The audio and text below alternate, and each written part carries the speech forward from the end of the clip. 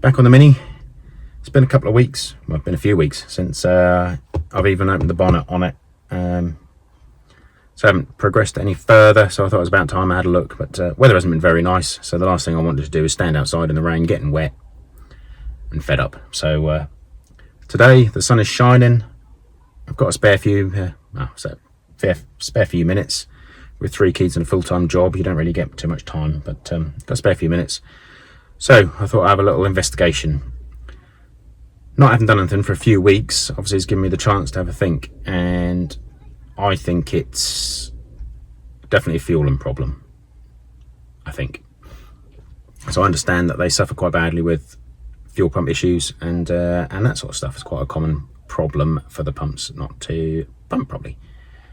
So I have now seen a post online somewhere about fuel rail pressure. So I bought a cheap gauge. It wasn't a lot, 16, 17 quid, something like that. So I can put that on the end of the fuel rail and read the pressures. From what I understand, or what I've seen, the pressure, I believe from memory, once you turn the key on and it primes, should be 53 psi and around 42 psi when it's at idle. So we'll plug that in and see if it's overfueling or has got too much pressure, because the reason what makes me think this is the little pipe that comes from the inlet manifold to the regulator was off when I done the timing chain, because I nearly caught it when I was putting the engine mount back on. That was really dirty, that pipe. The little nipple on the inlet manifold was really dirty and a bit corroded, so that had obviously been off for a while. I checked that pipe and changed it on a previous video. Look at the link above. And the pipe was clear, but I replaced it with just a normal bit of silicone hose or vacuum line, and that didn't resolve the problem. But that doesn't mean that the regulator isn't working properly, because it's been off for so long. You can get moisture into it and not be working properly. So if it's, or it might not be working at all. So I think if we check the pressures, we'll see if it's really high, then it's obviously open more than what it should be. If it's really low, it's obviously not letting enough through, so, or the pump's knackered. So we'll get these readings and we'll have a look. So you can't really see, but the fuel rail is right down there, obviously on the inlet manifold. So we're going to have to whip the intercooler off to connect it up. So the kit that I've got, like I say, just a cheap one,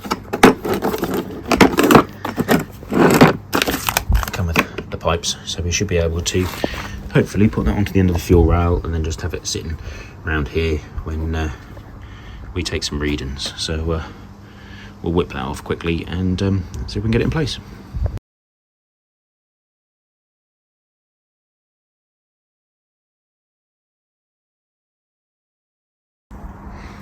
So now that the intercooler's off, you can clearly see where the fuel rail is, and we've just unscrewed wherever I've put it, this little cap off. So we should be able to now connect up the fuel rail pressure onto that. Obviously there will be pressure in this at the moment, so just got to be a little bit careful.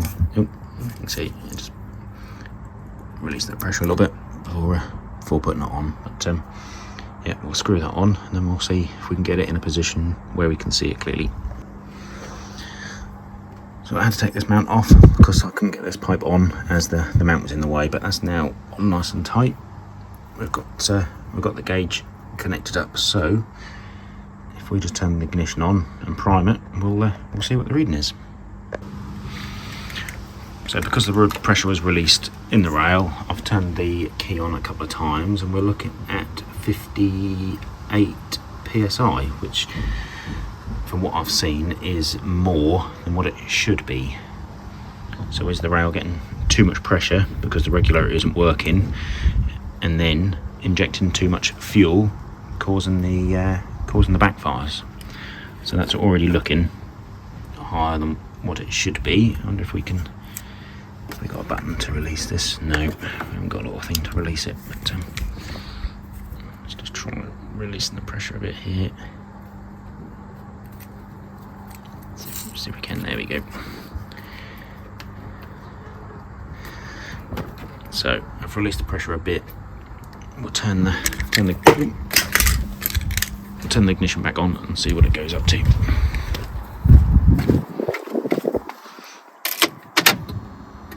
So fuel pump's cut in, fuel pump's cut out. What are we at now? We're back up at high 50s again. So is that too high? Right, next test, I think if we just whip the intercooler back on, obviously I'm not going to mount it all properly, I'll just get the boots done up properly and we'll fire it up and we'll see what she's run out then.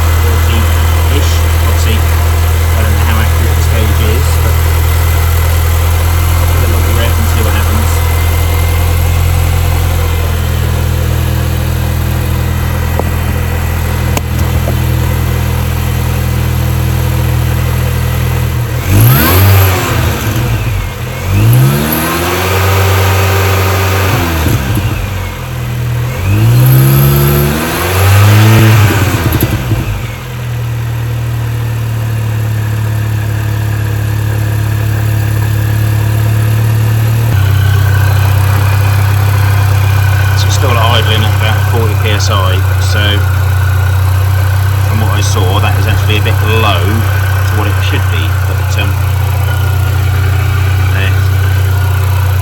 obviously revving it, I can't see the camera at the same time to see what the reading is, so I'll have a look at that now. So just looking back at that the video that I was taking the engine bay, the tripod was touching the car, hence the vibrations, but never mind. You can clearly see it goes up and then drops down again, but I only held it about 2,500 RPM, and you can clearly hear on the video, I'll play it again now,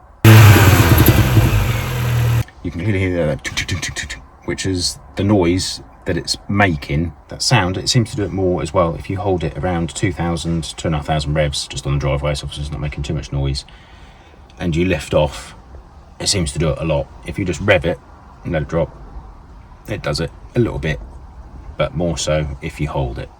Is that fuel pressure regulator working correctly? I don't know whether it should go up, down that much and that sort of thing. Was it too high? Is it reading too high? Yeah, I don't know. So do I try and get another one of those, fit it and see? Obviously that pipe had been off, I assumed, for quite a while when I changed the timing chain, when I almost crushed it, because the dirt that was around the nipple on the inlet manifold and how dirty the end of the pipe was. So it's clearly been off for a while, so has moisture got into the fuel pressure regulator and it's not working properly? If not, I'm starting to think, has somebody had a go at mapping it, which they don't know what they're doing, haven't done a very good job, anything like that, try to do the old gangster pop and bangs. Not a fan of personally, but each to their own, and they haven't done a very good job, so because it does backfire quite nicely and does pop. I've driven it around a few times in the last few weeks, just occasionally. I've had put to my dad's, which is like 8 miles down the road, and that sort of thing, so just little trips, and you can feel it hold back very slightly. Obviously we're living on a bit of an estate, so driving around here, it's like somebody's flicked a switch and you can feel it hold back and the engine note changes, and then it's like you flick the switch back again and it seems to go fine, and then flick the switch again and it's kind of holding back and making a sort of slight different noise. So it's just an observation I've made. What I really need to do is get somebody that's got pucker diagnostic stuff to investigate that, to see if there's anything which is noticeably changing for it to do that. So any ideas would be greatly appreciated. So I'm determined to get to the bottom of this. So thanks for watching, and hopefully we'll have some better news next time.